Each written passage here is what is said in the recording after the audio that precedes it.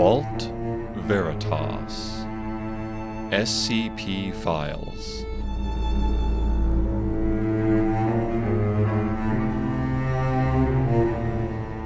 Episode 19 Allegiances.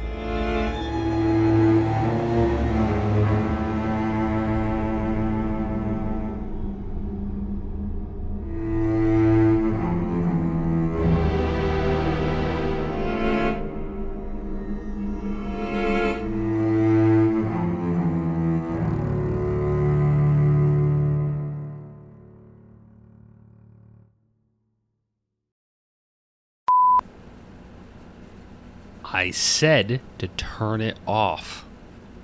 I understand that, Seth. I just really think there ought to be a record of this. It's not like any of us are writing it down. This is classified information. Turn it off. That's an order, Scott. The recording stays on. You are not in a position to give orders, Niall. The recording stays on, or I don't talk. What was that you called them before? Impossible? Impossible. Well, Merriweather, I think that's the first time we've agreed on anything. Probably. Fine. Can stay on. Talk.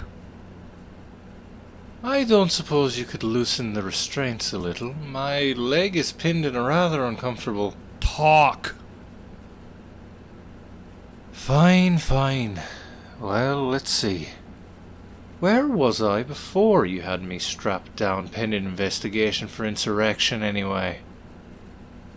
To be fair, you did agree this was a good call. And you were just walking up the stairs past the SCP-575 instance and into the Chaos Insurgency cell. Right. Yes, I remember. The top of the stairwell was just as pitch dark as the bottom had been. The entire time I walked, I held onto that flare so tightly, I'm surprised my knuckles didn't start to bleed. I walked backwards, keeping an eye on 575 as long as I could. But it never once moved towards me.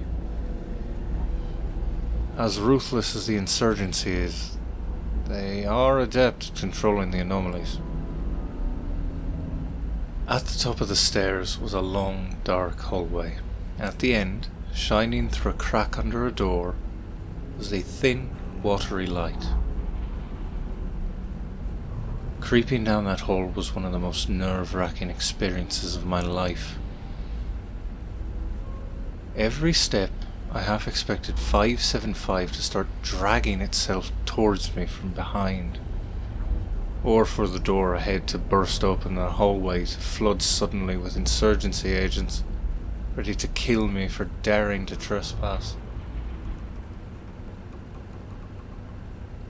But neither worry came to pass, and before long I was standing right in front of the old, weary door. I remember actually considering knocking. Like maybe if I was polite, they would just overlook the intrusion. Silly, I suppose. And I still didn't want to anger the creature in the dark stairwell behind me. So I just pushed it open and went on through, closing it quickly behind me. I'm not sure what I had been expecting. A fully functioning, well-kept room, maybe? A buzz with a bustle of Chaos Insurgency agents, all working nefariously on SCPs, plotting the demise of the Foundation. Instead, it was like any other room I'd found so far in that abandoned Seattle office building. Discarded bits of plastic and splinters of wood, walls slick with a dark, shimmering mold. The walls to the left and right were lined with doors, leading further into the building. Behind their peeling paint and rotting wood were the faint sounds of movement and whispered conversation. In the centre of the room stood a weathered desk, the surface covered in a thin layer of grime and dust. Atop it sat a laptop, which was wired into a photocopier that, despite its many alterations and blood spatters, was still distinguishable as a Xerox brand. Behind the copier, facing me, stood a figure clad entirely in black save for the unmistakable insignia of the Chaos Insurgency emblazoned upon his robes. He must have heard me enter the room, but he did not look up, remaining hunched over the copier. For a moment, I couldn't tell what he was doing, especially since the dancing light of the single pale candle was messing with my night vision goggles. But as I reached up and removed them from my face, the figure raised a hand and beckoned me closer. I went. What else was I going to do? Had they meant to kill me, SCP-575 would long since have ripped me apart. As I approached, I realized I recognized the printer. It was, as I'm sure you've guessed, another SCP. 4566. I was very surprised to see it there. As far as I am aware, SCP-4566 is still safely contained in Site-23. Yes, I had thought so too. So much so that I almost thought it was just a normal copier. But those alterations... They added new ones?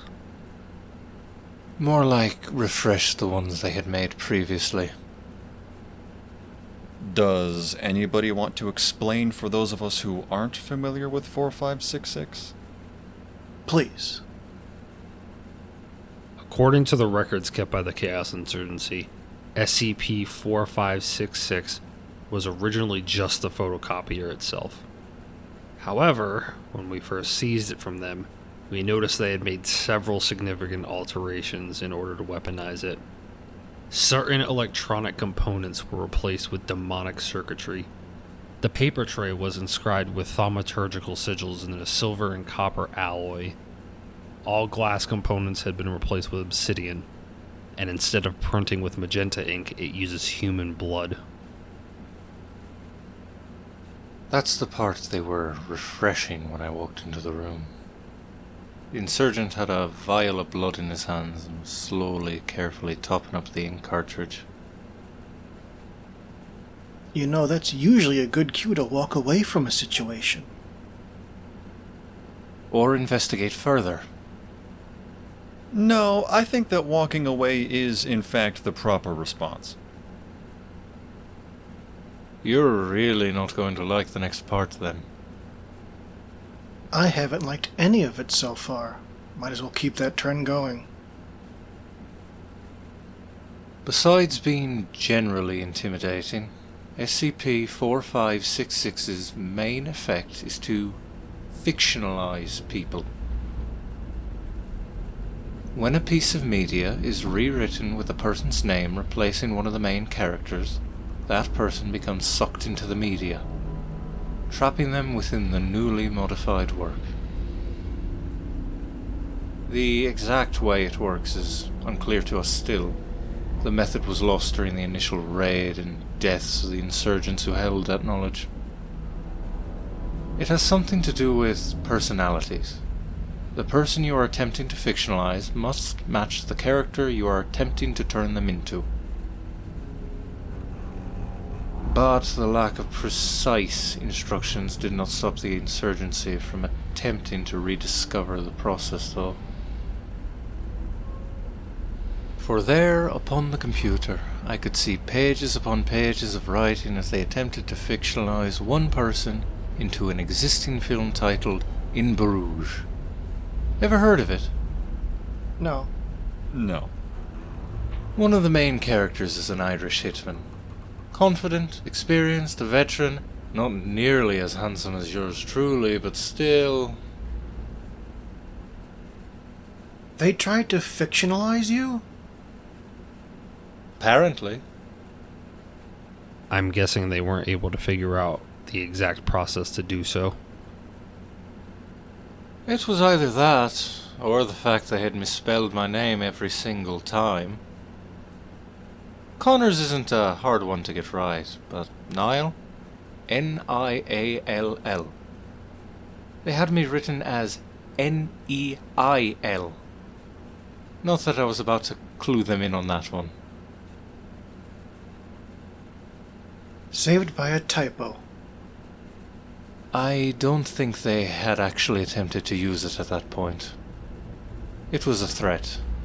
Reveal any of this and we pull the trigger sort of deal. They wanted me to look, and to understand that though I could leave the building, they hold my fate and can at any moment pull me permanently into a fictional world. The insurgent must have seen my look of dawning realization, for he started to laugh, and pulled down his hood to reveal a actually rather attractive symmetrical face with dark shadowed eyes. He stepped away from the printer and told me to look closer at it. I declined and informed him I had understood the threat just fine. This seemed to please him, for he laughed again, a deep and jarring sound in the otherwise still silence. He introduced himself as Damien, a Gamma-class commander who had been following my work with the Keaters for some time. He showered me in praise and compliments as he circled around the central table to lean over towards me from the other side, those dark eyes never leaving mine. "You see, Niall," I remember Damien saying, his voice smooth with a familiar persuasive charm, "we're not so different, you and I. You've come here seeking knowledge, seeking power. Well, what do you think drew me? The Foundation may think they're the only ones capable of truly understanding these anomalies, but they are blind to their true potential."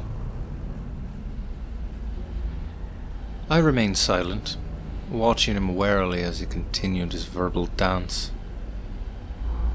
He leaned in closer over the table, his handsome face packed with fervor and his voice a sultry, admiring whisper. "You are gifted, Niall. Your experience with the Keaters, your insight into their workings, your gift of control, it's invaluable. With us, you wouldn't be held back by bureaucratic red tape or ethical quandaries. You wouldn't be stuck in a useless, failing department, undervalued, puppeted by people far below your deserved stature. With us, you could truly explore the depths of the anomalies, unlock their secrets without restraint, without any of those pesky ethical considerations that hold you back." I knew that disagreeing with him too fiercely would be dangerous. There was no telling how many people waited just beyond the doors scattered across the room. But I knew we were not alone.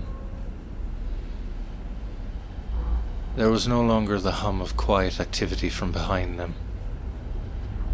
These walls had ears, people waiting for me to disagree, to come swarming out should I say the wrong thing. But still, I knew they expected me to put up resistance. So why not play my part? "And what would you have me do, Damien?" I asked him. "Join your ranks and abandon everything I've worked for? Become your personal pawn?" Damien's smile widened. I could tell he believed he was reeling me in. "Oh, Niall, He said softly, "You misunderstand. I'm not out to control you. I see you as an ally. A partner, perhaps, who truly understands the potential of the anomalies and is willing to embrace it. Together, who knows what we can achieve." I'll admit, it was a well-crafted, endearing speech. But had I pretended to simply agree, well, he would have known me to be lying. There was a reason for the song and dance with 575 and 4566. They did not expect me to say yes. They simply wanted to plant the seed for me to mull over in the coming days, while I realized that I was already at their beck and call one way or another. So I gave him the reply he was after. "Sorry, darling, but I won't be joining you. I don't plan to betray everything I stand for." Damien shrugged nonchalantly, rocking back on his heels and giving me a soft sigh. "Such a shame, Niall," he said dismissively. "You could be so much more. We could be so much more. But, well, you're resourceful. I imagine if you'd like, you could find me again. Besides, I'm not quite done playing with you yet. Perhaps I'll deem to give you one more chance. See if you change your mind. But decide quickly. If you won't join us, well, perhaps quite soon, you'll find yourself on the wrong side of history." With that ominous warning, Damien turned on his heel and strode towards the door, opening it and ushering me to leave. So, I did. I left 4566 there with my misspelled name plastered across the connected monitor, and I walked back out into the hallway and down the stairs past 575.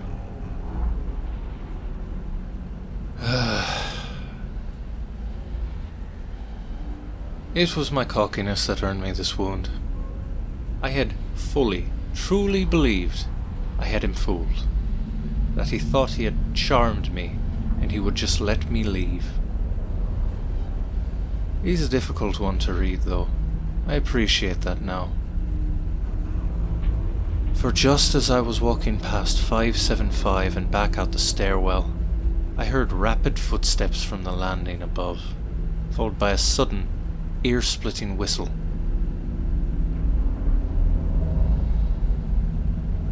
Before I could react, 575 had grasped a long, splintered human femur in its outstretched appendage, and I felt the sharp bone slice through my calf and lodge firmly inside. Do you know, even though the sheer white-hot pain lanced through my body, I still knew I wasn't about to die. There would have been no point to the song and dance, no point to threatening use of 4566. So even though I stumbled forward into the door, the bone lance protruding painfully out my leg, I was not about to give him the satisfaction of screaming. I bit down hard on my tongue, choking back the cry of pain. I was so startled that I dropped my flare, but thankfully 575 let go, and resumed its nesting instead. I could hear peals of Damien's laughter echoing down through the building, chasing me as I hobbled out through the door and back out into the deserted street, leaving a trail of blood through the dusty floor and onto the crumbling front steps. Let me tell you, the journey back to the nearest facility, followed by the removal of that bone,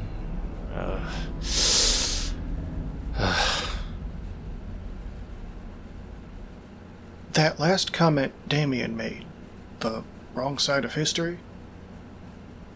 Yes, I heard the connotations too. He's threatening Site 2024. I believe so, yes. And you'd have us believe that he just let you go after you knew that? It's part of the game, don't you see? Let me mull it all over, give me a chance to realize that they're going to attack and that we're all just dead men walking. He flatters me with his attention, then makes me an offer he believes I value. And then, once I'm scared of the looming attack, of his control over 575, of being fictionalized, then he reappears and makes a second offer. One of control, and not partnership. So you admit that you're a security risk? If that's what you heard from my story, then you really weren't paying attention very well. I've told you everything that happened. If I'd wanted to join them, I would never have returned. Or you've returned as an insurgent spy? There's nothing I can say to change your mind, is there? This man, Damien, Is threatening to harm you, Mary. To me, that is unforgivable. What do we do about the site threat? You do nothing. I will begin preparations. And Niall will stay right here under constant supervision and await further psychological testing for indoctrination. Yes, I already agreed to that. No need to rub it in. Good. If I hear a single peep from any doctor that you're trying anything to escape. You won't. You're wasting your breath threatening me. Everyone out then. No visitors until he's properly evaluated. I will send the word to the O5 Council. They will send a special agent to do so. Wait. One last request before you leave me all on my lonesome. Yes. I would like the recorder, Scott. Please? What? Why? Because sitting here on my own, chained to a bed with nothing to do and a hole in my leg sounds rather boring. Tough. You did it yourself. Well, I'm not asking you. Come on, Scott. I'll give it back to you once I'm out. What do you say? All right. I suppose there's no harm in that. I can still record through my computer. Good lad.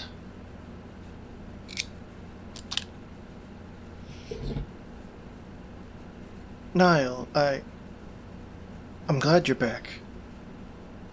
I wish I could tell you everything. I'm sorry. It's not your fault. Alright, everyone out. Everyone out.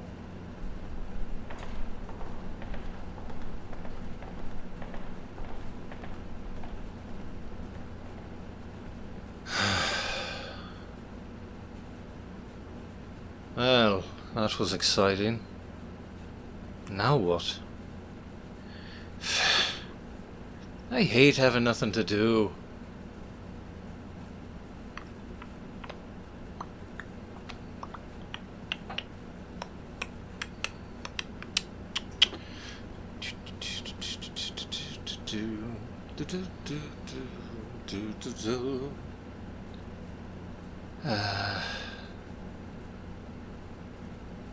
Well, I guess I start recording then. Very good lad, Scott. Saving me from death by boredom. Let's see. What should I start with?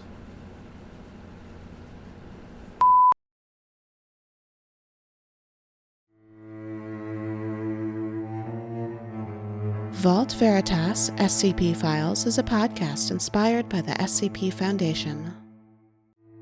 Allegiances is based on SCP-575 by Dr. Gears and SCP-4566 by Chewbacca from the SCP Wiki located at scpwiki.com/SCP-575 and scpwiki.com/SCP-4566. It is licensed under a Creative Commons Attribution Share-alike 3.0 Unported license. This episode featured D.R. Thompson as Niall Connors, Matthew Findison as Seth Orson, Cody W. as Meriwether Parker, and Justin Gellner as Scott Anderson. It was written and edited by Leola Angel. We welcome comments. Please rate and review us. Email us at vaultveritas@gmail.com. Join our Discord channel using the link in the episode description. Tweet us at Vault Veritas, or visit our Patreon for bonus content. Thanks for listening.